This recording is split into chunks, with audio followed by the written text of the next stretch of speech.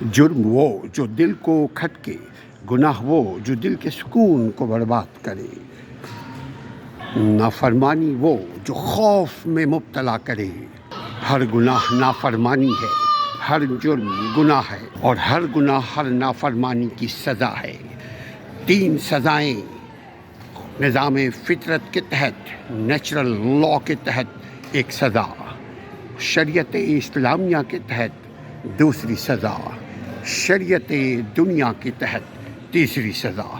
یعنی ریاست کا قانون سزا دیتا ہے، کسی ریاست میں جرم ہو ریاست کا قانون سزا دے گا۔